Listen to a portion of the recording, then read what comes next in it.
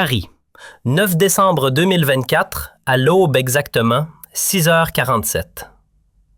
Dans le calme glacial des galeries de l'Élysée, seuls les échos disciplinés des agents de sécurité venaient troubler le silence funéraire du marbre. Du haut du 3e étage, Sébastien Lecornu, premier ministre depuis précisément 3 mois et 15 jours, contemplait d'un œil pensif les Champs-Élysées, une tasse de porcelaine de Sèvres à la main. Un cadeau présidentiel, souvenir poli de son intronisation par Emmanuel Macron. Ce qu'il ignorait encore, c'est que dans exactement 3h13, un simple appel ferait voler en éclats non seulement son avenir politique, mais aussi l'équilibre fragile de toute la République. La journée, pourtant, avait débuté sans fausse note. Comme un métronome, levé à 5h30 dans son appartement ministériel, revue matinale des dépêches AFP, Reuters et Figaro, et direction l'Élysée à bord d'un véhicule blindé. Une routine parfaitement huilée. Sauf qu'aujourd'hui, l'agenda avait une lame bien cachée. Le vote de confiance du Parlement. Et Lecornu, lucide, savait qu'il allait droit dans le mur. Les chiffres parlaient d'eux-mêmes. 78% des députés comptaient renverser son gouvernement. Alors qu'il s'apprêtait à rejoindre, comme chaque matin à 7h, la réunion du cabinet dans le salon doré, son téléphone vibra soudainement dans la doublure intérieure de sa veste Hermès. Un détail apparemment anodin, mais qui allait tout faire basculer. L'écran de son Samsung clignota. Appel masqué. En temps normal, et surtout selon les consignes de sécurité apprises par cœur dès sa prise de fonction, jamais il n'aurait décroché. Mais ce matin-là, quelque chose d'indéfinissable lui rongeait l'estomac. Comme une intuition ancrée dans la chair, le genre de pressentiment qu'on traîne sans savoir depuis des jours. Il répondit d'une voix usée mais alerte. « Oui ?» À l'autre bout, une voix d'homme, familière mais insaisissable. Un timbre légèrement rocailleux, typique du Sud-Ouest, la cinquantaine dans le souffle. « Monsieur le Premier ministre, écoutez-moi bien. Ce que je vais vous révéler pourrait bouleverser la décision que vous prendrez dans exactement 3h13. » Le cœur de Lecornu bondit comme s'il venait d'avaler un seau de glace. Ce type connaissait non seulement ses intentions, mais aussi le minutage précis du vote parlementaire. « Qui êtes-vous? Qu'est-ce que vous me voulez?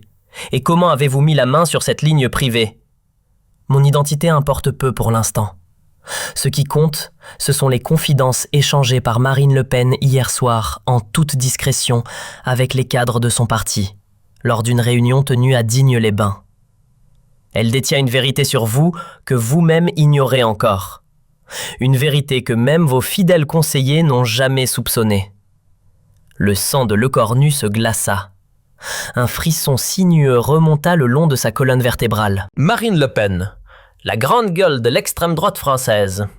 Silencieuse, depuis plusieurs jours.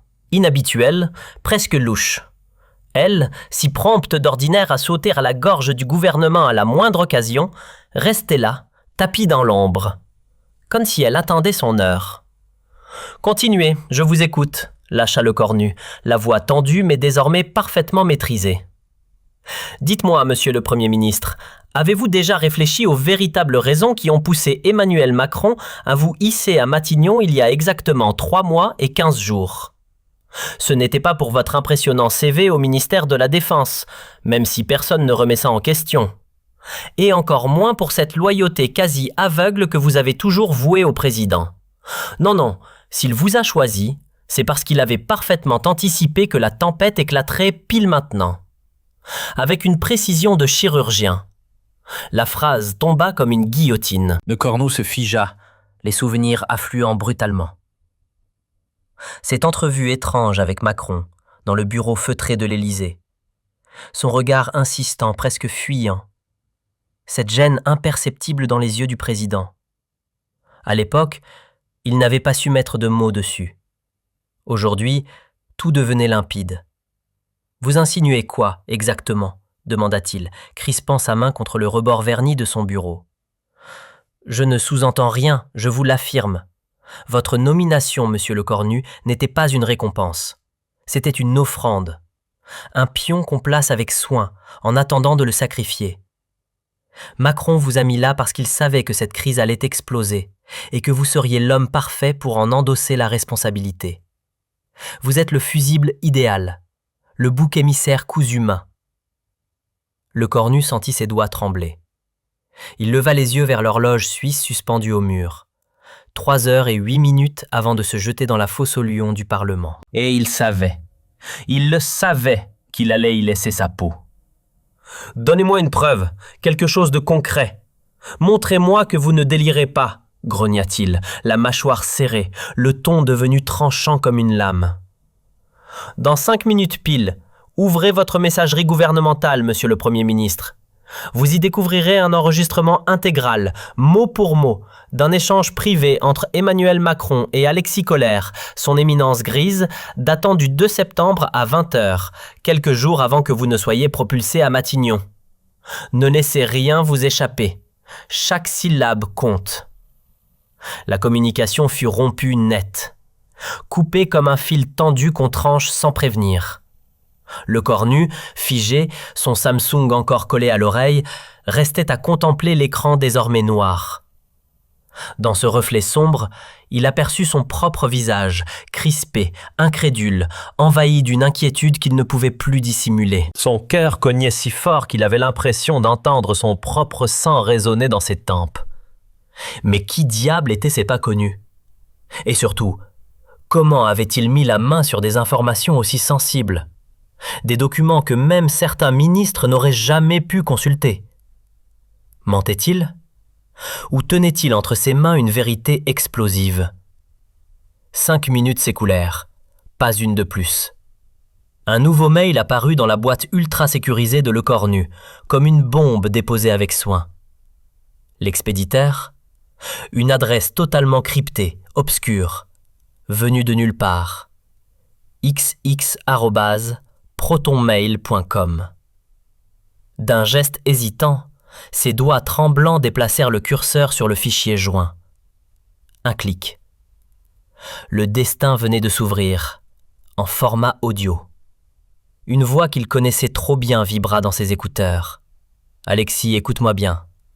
Dans les 3 prochains mois, une tempête politique et économique va nous tomber dessus. La crise s'aggravera, les rues brûleront à nouveau de manifestations et l'opposition nous tombera dessus de toutes parts.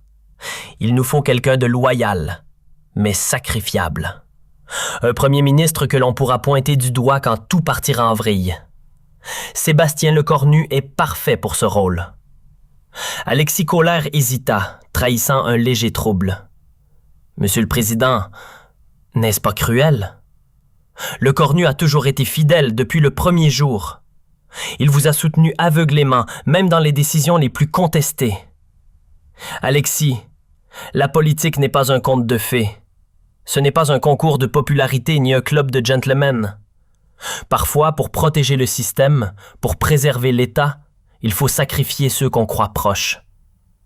Le Cornu finira par comprendre. Et s'il ne comprend pas, eh bien, c'est son problème. Mais, Monsieur le Président, c'est manipuler un homme de confiance. Nous ne manipulons personne, Alexis. Nous faisons notre travail. La République exige des sacrifices. Le Cornu aura eu l'honneur d'être Premier ministre pendant quelques mois, plus que ce que la majorité des politiciens ne peuvent rêver. Il arracha ses écouteurs d'un geste sec, ses mains tremblant de rage et de trahison.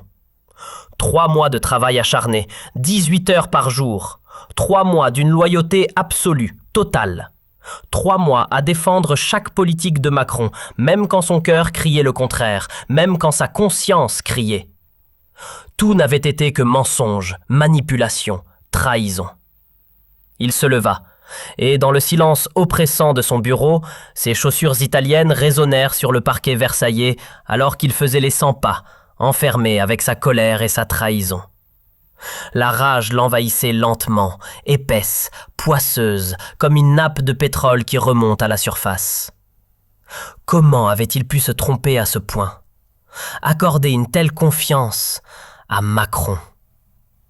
Il jeta un œil à l'horloge une nouvelle fois. Moins de 3 heures avant l'épreuve. l'Assemblée, les projecteurs, les journalistes et tout un pays en embuscade. Sauf qu'entre-temps, le décor avait explosé. Le Lecornu docile, prêt à encaisser l'échec avec panache, avait disparu. À sa place, un homme floué, rabaissé, instrumentalisé et désormais décidé à régler ses comptes.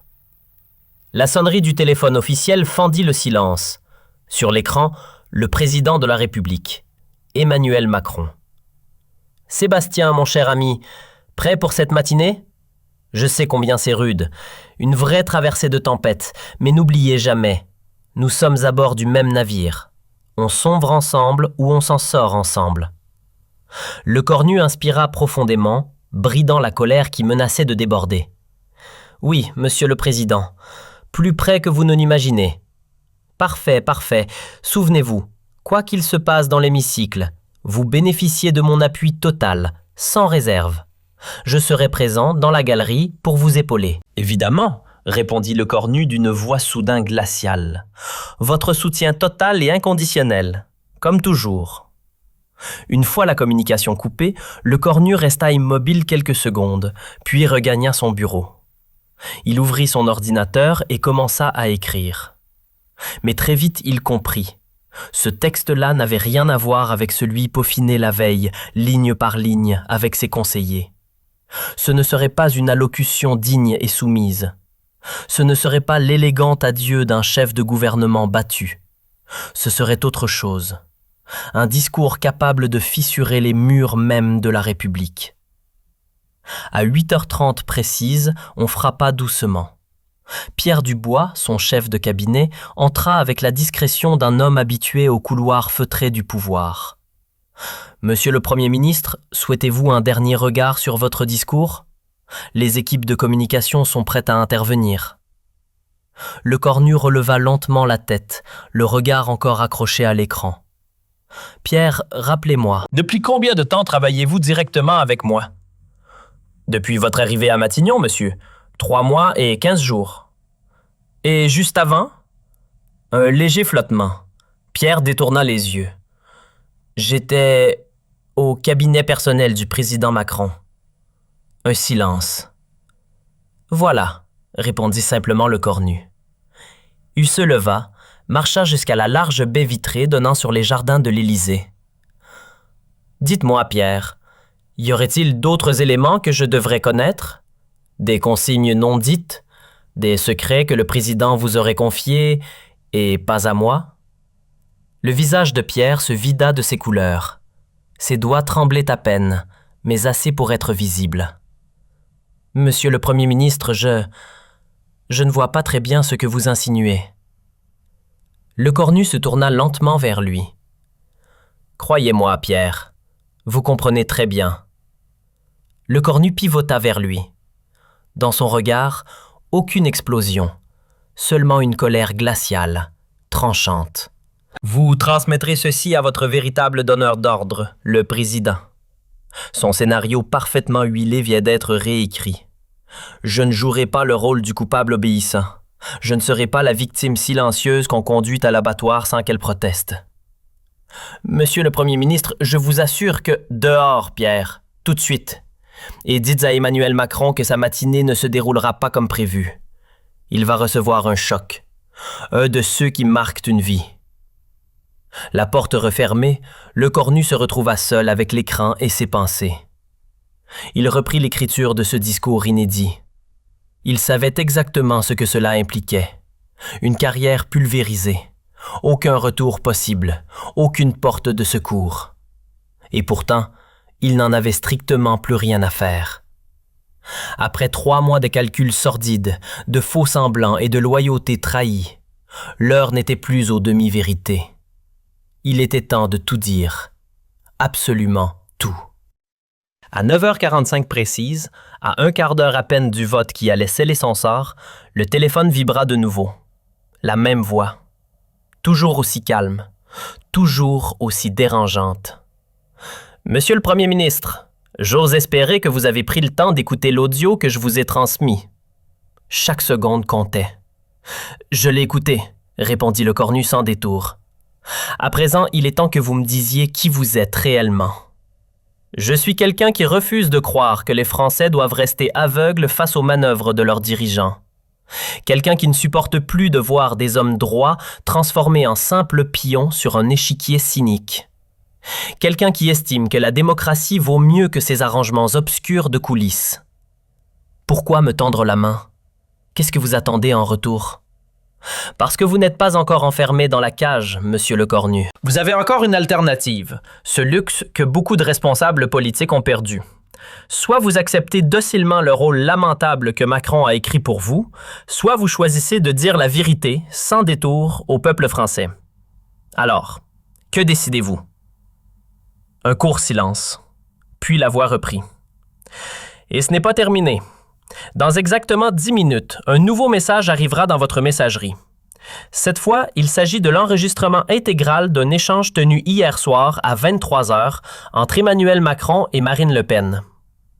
Le ventre de Lecornu se noua. Un accord discret, expliqua la voix, qui garantit que Marine Le Pen ne déposera aucune motion de censure aujourd'hui. En échange, des concessions ciblées sur l'immigration et la sécurité intérieure. Vous êtes sacrifié en pleine lumière, pendant que dans l'ombre, Macron verrouille la survie de son système. Vous tombez.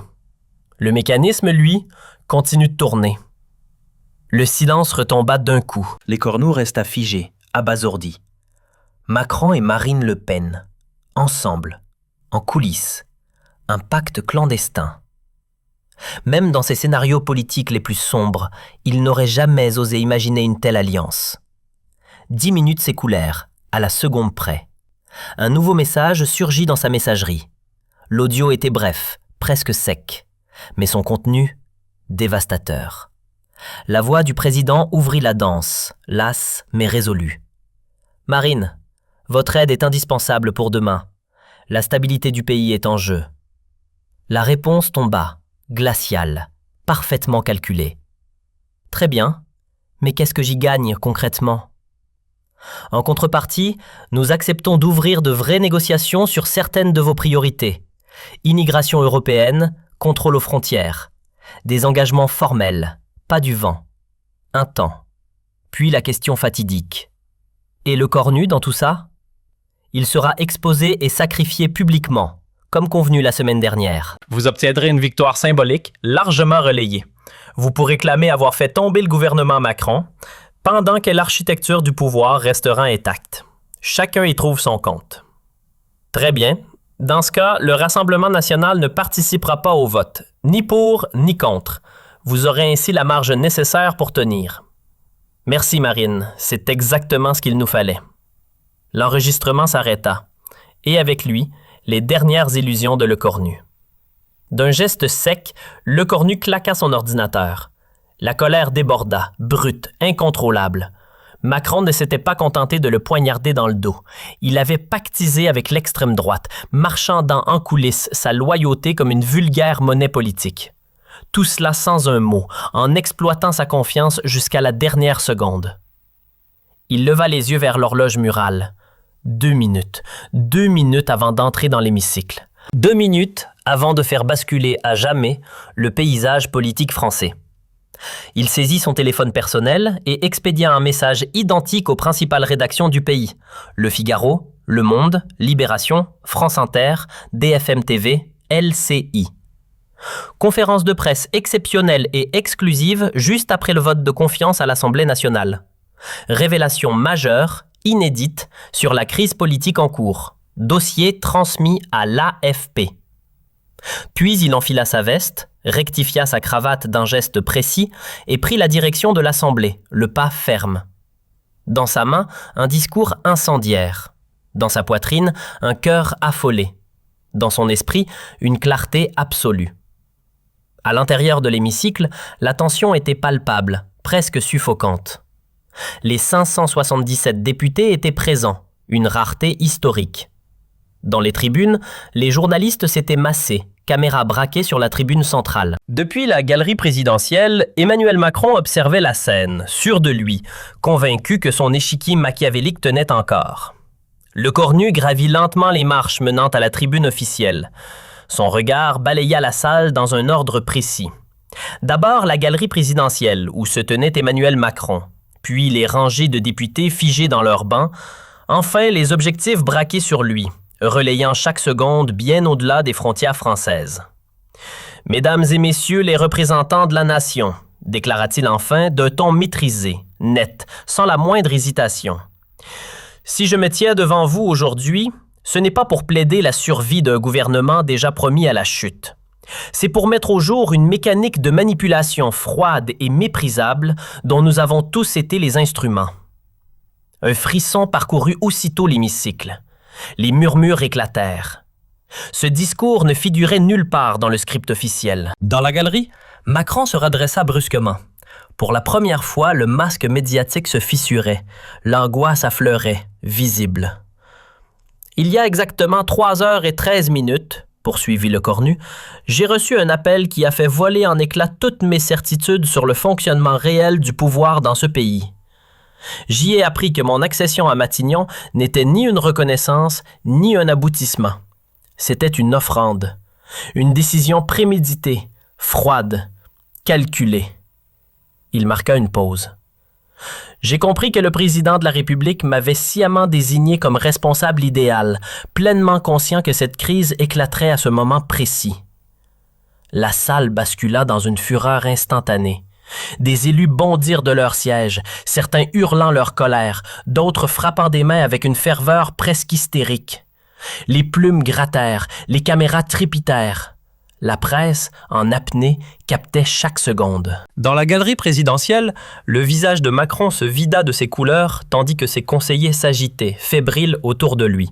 « Et ce n'est pas terminé, mesdames et messieurs », lança Lecornu, sa voix tranchant net à travers le vacarme.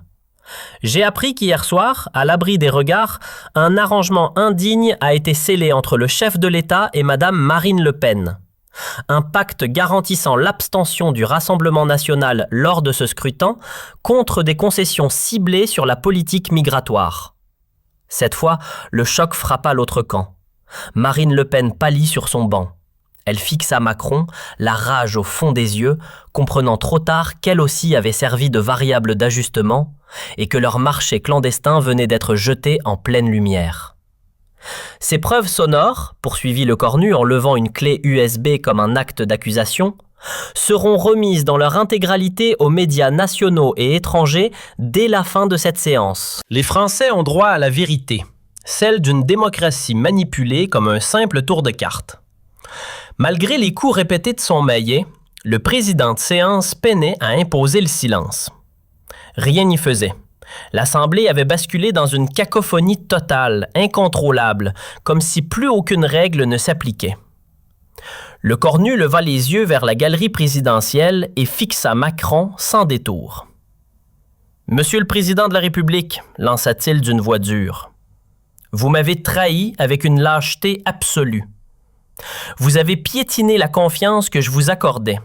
Et pire encore, vous avez renié les principes républicains que nous étions censés porter ensemble. » Sans attendre l'issue du vote, Lecornu tourna le dos à l'hémicycle et quitta la tribune. Il savait parfaitement que le rideau venait de tomber sur sa carrière politique. Mais il savait aussi, au plus profond de lui, qu'il avait fait ce qui devait être fait. Dans les couloirs de marbre de l'Assemblée, son téléphone vibra presque aussitôt. La même voix. Celle qui avait tout déclenché. « Mes félicitations les plus sincères, monsieur Lecornu. Vous venez de prendre la décision la plus courageuse de toute votre vie publique. »« Il est temps, » répondit Lecornu calmement. « Dites-moi enfin qui vous êtes. » « Je suis quelqu'un qui œuvre depuis des années dans l'ombre pour défendre ce qu'il reste des véritables valeurs démocratiques en France. Et aujourd'hui, grâce à votre courage, une bataille essentielle vient d'être remportée contre la manipulation du pouvoir. Et après, que va-t-il se passer maintenant? Maintenant, vous rentrez chez vous avec une certitude. Vous n'avez rien perdu d'essentiel. Votre honneur est intact, votre intégrité aussi. Quant à la France, elle découvrira peut-être enfin qu'elle mérite mieux que des dirigeants qui traitent la démocratie comme un simple jeu de stratégie. Lecornu quitta l'Assemblée nationale sous une pluie aveuglante de flash. Les journalistes l'assaillaient de questions, les micros se tendaient, les voix se chevauchaient. Il ne répondit pas. Pas un mot. Mais son sourire calme, presque apaisé, parlait pour lui. Ce soir-là, dans son appartement du 7e arrondissement, Sébastien Lecornu regardait défiler les chaînes d'information. Les secousses provoquées par ces révélations avaient pris l'ampleur d'un séisme politique. Macron faisait face à une pression inédite. Marine Le Pen s'efforçait maladroitement de prendre ses distances avec l'accord dévoilé. Et d'un même élan, toutes les oppositions réclamaient des élections présidentielles anticipées. Un message vibra sur son téléphone. Sa fille. « Papa, je suis tellement fier de toi. Tu as fait ce qu'il fallait. Tu es redevenu l'homme droit que j'ai toujours admiré. » Pour la première fois depuis son entrée à Matignon, Lecornu sourit sans retenue. Oui, il avait perdu son poste. Oui, sa carrière politique était sans doute terminée. Mais il venait de récupérer bien plus précieux. Sa droiture, sa dignité et la paix avec lui-même. L'appel reçu 3 heures plus tôt avait bel et bien tout bouleversé. Pas seulement sa vie, celle d'un pays entier. Et parfois, c'est exactement ce dont une nation a besoin. Quelqu'un prêt à brûler son avenir pour que la vérité, enfin, l'emporte. Dans les avenues parisiennes, la rumeur enfla puis devint clameur.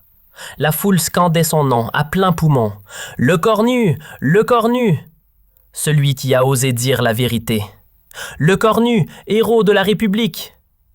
Les livres d'histoire mentionneront peut-être qu'il n'a occupé Matignon que 3 mois et 15 jours. Un passage éclair, presque anecdotique. Mais ce qu'ils retiendront surtout, durablement, c'est qu'en l'espace de 3 heures cruciales, un homme a infléchi le destin politique du pays et rallumé une étincelle d'espoir chez des millions de citoyens. Tout avait commencé par un coup de fil inattendu. La voix d'un inconnu convaincu que la vérité et la droiture pouvaient encore l'emporter sur les combines et les cynismes du pouvoir. Cette nuit-là, tandis que Paris vibrait encore des secousses provoquées par les révélations de la journée, Lecornu s'endormit enfin sereinement. Pour la première fois depuis son entrée en fonction. Il avait choisi la seule voie possible pour un homme fidèle à ses principes. L'appel avait tout déclenché. Mais au bout du compte, c'était lui seul, qui avait décidé de faire basculer l'histoire de France. Mais les séismes ne s'arrêtaient pas là. 3 jours à peine après les révélations fracassantes de Lecornu, le pays tout entier entra en ébullition. Des cortèges envahirent les rues, de Marseille à Lille, de Bordeaux à Lyon. Sur les réseaux, un mot-clé dominait tout. #LecornuHéros, devenu viral à une vitesse fulgurante. À l'Élysée, l'ambiance était tout autre. Macron tournait en rond dans son bureau, les traits tirés, pendant que ses conseillers tentaient, sans succès, de contenir l'hémorragie. Les chiffres tombaient les uns après les autres. Catastrophiques. En 3 jours, sa popularité s'était effondrée de 18 points, un plongeon inédit sous la Ve République. Comment ces enregistrements ont-ils pu sortir? Hurlait-il à Alexis Kohler, méconnaissable comme vieilli d'une décennie. Ces échanges étaient verrouillés. Il y a forcément une fuite interne. Impossible, balbutia Kohler. Tout a été vérifié. Seule une personne disposant d'un accès de très haut niveau pouvait monter une opération pareille. Quelqu'un qui connaît nos rouages de l'intérieur. Pendant ce temps, à quelques kilomètres de là, dans un modeste appartement du Marais, l'homme à la voix anonyme suivait les journaux télévisés avec un calme presque satisfait. Son véritable nom, Jean-Claude Marneau. Ancien numéro 2 de la DGSE, poussé vers une retraite anticipée pour avoir refusé de participer à des opérations qu'il jugeait incompatibles avec l'éthique républicaine. Depuis 3 ans, Marneau accumulait preuves des dossiers sur les mécanismes de corruption et de manipulation au sommet de l'État. L'affaire Lecornu n'était qu'un prélude. Il avait choisi Sébastien Lecornu après avoir disséqué son profil. Un homme droit, fidèle, mais capable de regarder la vérité en face quand elle se présente. Son téléphone vibra. Un numéro familier. « Jean-Claude » Catherine Morin à l'appareil, sénatrice centriste, présidente de la commission d'enquête parlementaire. « Il faut qu'on se voie, c'est urgent. »« Je vous écoute, Kat. »« Nous venons de recevoir une demande officielle. Lecornu souhaite être auditionné sous serment. Il a encore des révélations à faire. » Il affirmait avoir encore bien plus à dévoiler. Un sourire discret se dessina sur le visage de Marneau. Le cornu confirmait, une fois encore, l'intuition qu'il avait eue à son sujet. « Et de quoi parle-t-on exactement ?» demanda-t-il. « De marché d'armement maquillé, de rétrocommissions dissimulées à l'étranger, de circuits clandestins finançant des campagnes électorales. » Un silence pesant suivit. « Jean-Claude, si tout cela est exact, ce n'est pas un scandale de plus. C'est l'ossature entière du système qui s'effondre. » Cette nuit-là, le sommeil se refusa à Le Cornu. Seul dans son appartement, il construisait mot à mot son futur témoignage devant la commission sénatoriale. Il savait parfaitement ce que cela impliquait. Aucune seconde chance, aucun retour possible sur la scène politique. Et pourtant, cela lui importait peu. La vérité devait sortir, sans filtre, sans compromis. Ses pensées dérivèrent vers son parcours. Une ascension fulgurante, nourrie d'idéaux. Député à 32 ans, ministre à 35, Premier ministre à 39. Et désormais, à peine quelques mois plus tard, il s'apprêtait sans doute à clore cette trajectoire en exposant les zones les plus obscures de la République. Le téléphone vibra doucement. Un message s'afficha, signé d'un nom qu'il connaissait trop bien. Le général Pierre Langlade, ancien compagnon du ministère de la Défense. « Sébastien, j'ai suivi ton intervention à l'Assemblée. On doit se voir. J'ai en ma possession des éléments sur le dossier des sous-marins australiens, des preuves montrant que Macron a menti devant le Parlement. » Le cornu ferma les paupières un instant. Les sous-marins. Des souvenirs lui revinrent aussitôt. Réunions à huis clos, signatures loin des regards, circuits financiers dissimulés vers des comptes exotiques. À l'époque, il avait senti que quelque chose clochait. Des intuitions, sans preuve. Mais désormais... À l'aube suivante, il se rendit sans attirer l'attention dans un café discret du 15e arrondissement. Langlade l'attendait déjà. Visiblement tendu, il balayait la salle du regard comme s'il craignait d'être suivi. « Sébastien, ce que je m'apprête à te montrer pourrait nous coûter très cher à tous les deux, » murmura-t-il en sortant une clé USB de la poche de sa veste. « Mais après ce que tu as fait hier à l'Assemblée, je sais que tu es prêt à aller jusqu'au bout. »« Alors montre-moi, » répondit le cornu sans détour. Langlade inséra la clé USB dans son ordinateur et fit défiler les fichiers à l'écran. Voilà les chiffres réels du contrat australien, pas ceux communiqués officiellement. Regardez cette colonne. Il marqua une pause, puis pointa une ligne précise. 50 millions d'euros. Des commissions dissimulées, totalement hors bilan. Maintenant, observez à qui cet argent a été versé. Les yeux de Le Cornu s'ouvrirent brusquement. Les noms défilaient. Trop familiers, trop proches. Plusieurs figures gravitaient directement autour de Macron. Certaines avaient même arrosé sa campagne présidentielle. « Mon Dieu !» souffla Le Cornu. « Vous réalisez ce que cela implique ?»« Très bien, » répondit Langlade sans hésiter. « Cela signifie que les contrats d'armement ont servi de caisse noire pour alimenter un réseau politique. Et cela implique aussi que vous, en tant qu'ancien ministre de la Défense, étiez censé être dans la boucle. Mais je n'ai jamais eu connaissance de ça. Je n'ai jamais vu ces documents. Je le sais justement. Et c'est précisément pour cette raison que votre témoignage est crucial. Pour démontrer comment ils vous ont tenu à l'écart des décisions réelles, tout en vous désignant ensuite comme responsable aux yeux du public. 48 heures plus tard, Le Cornu se tenait devant la commission du Sénat, la main levée, lié par le serment. Les caméras occupaient chaque recoin de la salle, toutes les chaînes en continu braquées sur lui. Le pays entier retenait son souffle, suspendu à ses paroles. « Mesdames et messieurs les sénateurs, ouvrit-il d'un ton posé, ce que je m'apprête à exposer aujourd'hui heurtera sans doute l'opinion. Mais notre République ne peut survivre aux faux-semblants ni aux arrangements pourris. » Durant près de 3 heures, il déroula patiemment la mécanique qu'il avait mise au jour. Marchés falsifiés, rétrocommissions dissimulées, circuits illégaux de financement, paradis fiscaux. À l'appui, des pièces concrètes, dossiers, bandes sonores, attestations. Rien n'était laissé à l'approximation.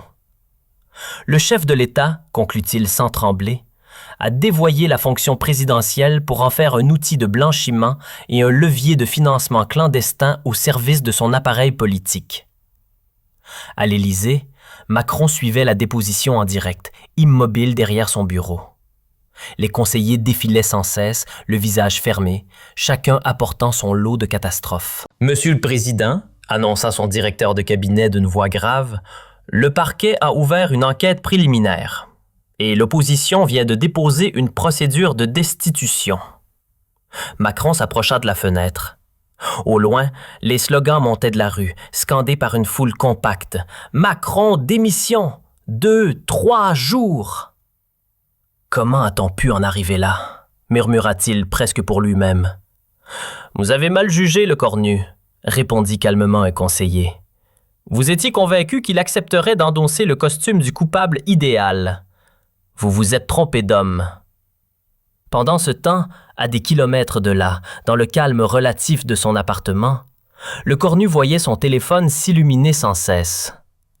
Des centaines de messages affluaient, citoyens anonymes, maires, magistrats, journalistes. Tous saluaient son courage. Mais un message se détacha des autres. Celui de sa mère, 78 ans. « Mon fils, je n'ai jamais été aussi fier de toi. Tu as choisi l'honneur plutôt que le pouvoir. C'est exactement ce que ton père aurait espéré. » Jean-Claude Marneau, l'architecte invisible de cette déflagration, suivait les journaux avec un calme satisfait. Le scénario avait dépassé toutes ses prévisions. Le cornu n'avait pas seulement exposé la machination dont il avait été la cible, il avait entrouvert la porte d'une enquête globale sur tout un édifice vermoulu. Marneau saisit son téléphone et appela. « Il est temps que nous nous voyions en face à face. Dites-moi enfin qui vous êtes. L'homme qui vous a appelé il y a une semaine. Et je crois que notre collaboration ne fait que commencer. » Le lendemain, dans un bistrot discret de Belleville, ils se rencontrèrent pour la première fois. Marneau, la soixantaine, cheveux d'argent et regard acéré, inspirait une confiance immédiate. « Pourquoi m'avoir choisi ?» demanda le cornu. « Parce que j'ai décortiqué votre parcours. Parce que je savais que vous ne vous vendriez pas. Et parce que vous étiez idéalement placé pour dire ce qui devait être dit. Mais surtout, parce que ce que vous avez révélé n'est qu'un prologue. D'autres dossiers attendent. D'autres mensonges. D'autres scandales. La France mérite la lumière. Toute la lumière. Vous savez que je ne remettrai jamais les pieds en politique après ça? Et est-ce un problème? » Le cornu prit un instant. « Non. Curieusement, non. Je n'ai jamais respiré aussi librement. Alors continuons.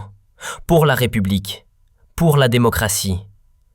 Pour la vérité. » Ainsi débuta une nouvelle trajectoire pour Sébastien Lecornu. Plus celle d'un élu, mais d'un vigile de la transparence. Le coup de fil qui avait tout déclenché n'était, au fond, que l'étincelle initiale. Le premier battement d'une révolution appelée à purifier les écuries d'Augias de la vie politique française. Une révolution née d'une voix au téléphone, un matin de décembre, dans les couloirs feutrés de l'Élysée.